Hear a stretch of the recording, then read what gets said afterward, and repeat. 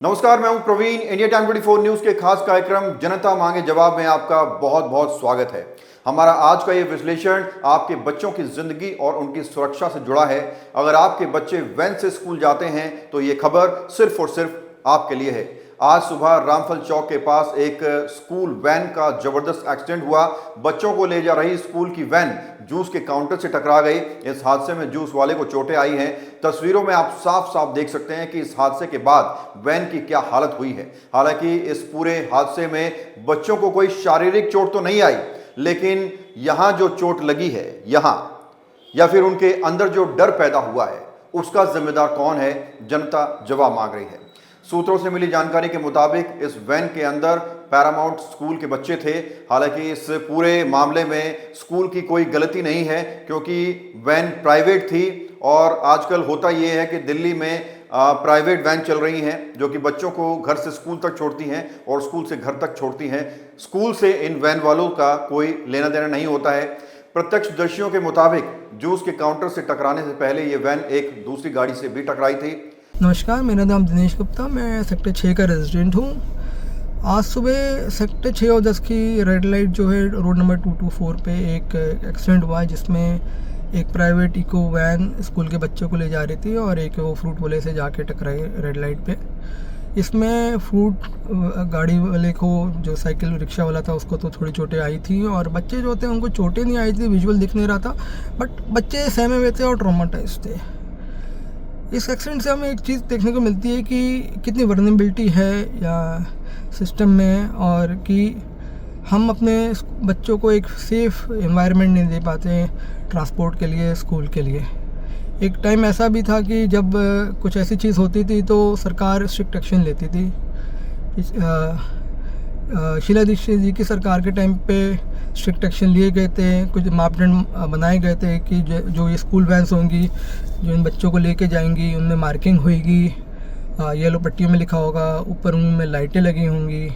School बसों में ये कहा था कि ज़्यादा बच्चे नहीं बैठेंगे।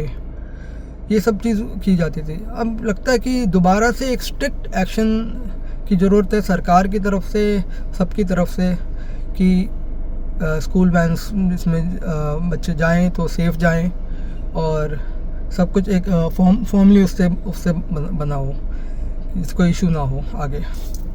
इस हादसे का अंदाजा आप इस बात से लगा सकते हैं कि वैन को थाने तक ले जाने के लिए क्रेन बुलाई गई। अब सवाल ये है कि घर से निकलने के बाद क्या आपके बच्चे सुरक्षित हैं, क्योंकि घर से स्कूल के बीच का जो समय होता है उस वक्त आपके बच्चे की सुरक्षा की जिम्मेदारी वैन ड्राइवर की होती है। अब वो कैसे ड्राइविंग कर रहा है, वैन में क्या कुछ सेफ्टी इक्विपमेंट्स हैं, उसके पास लाइसेंस है या नहीं है, वो ट्रैफिक रूल फॉलो कर भी रहा है या नहीं कर रहा है, उसकी गाड़ी कितनी पुरानी है, ये तमाम वो बातें हैं जिन पर बच्चों की सुरक्षा निर्भर करती है।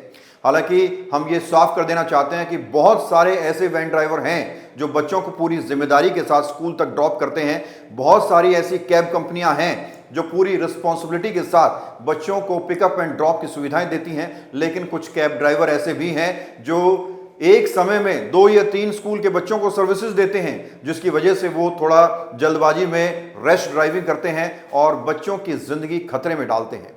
अब हम आपको स्कूल वैन से जुड़े कुछ नियम बताते हैं। ये नियम ट्रैफिक पुलिस को भी ध्यान से सुनने चाहिए। पहला, दिल्ली में वैन ड्राइवर के पास वैध कमर्शियल ड्राइविंग लाइसेंस और कम से कम 5 साल का ड्राइविंग अनुभव होना चाहिए। ये चीज आपको भी देखनी चाहिए। दूसरा, ड्राइवर का पुलिस कैरेक्टर सर्टिफिकेट भी अनिवार्य होता है, यानी कि दिल्ली में अगर आप ड्राइविंग कर रहे हैं तो ड्राइवर का सर्टिफिकेट चाहिए, पुलिस सर्टिफिकेट चाहिए कि भाई उसका बैकग्राउंड क्या है। ड्यूटी के दौरान ड्राइवर शराब या किसी भी प्रकार के नशे का सेवन नहीं कर सकता। अगर आपको ऐसा कोई भी ड्राइवर मिलता है जो सड़क पर ड्रिंक करके ड्राइव कर रहा है तो इसकी सूचना तुरंत या तो स्कूल प्रशासन को दें या फिर पुलिस को दें। वैन में तय सीटिंग क्षमता से ज्यादा बच्चों को बैठाना सख्त मना है। गति सीमा, सुरक्षा के मद्देनजर वैन की अधिकतम गति सीमा तय होनी चाहिए।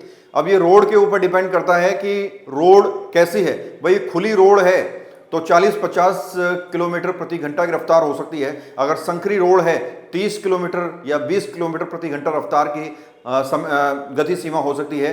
इसमें डिपेंड करता है कि रोड कैसी है।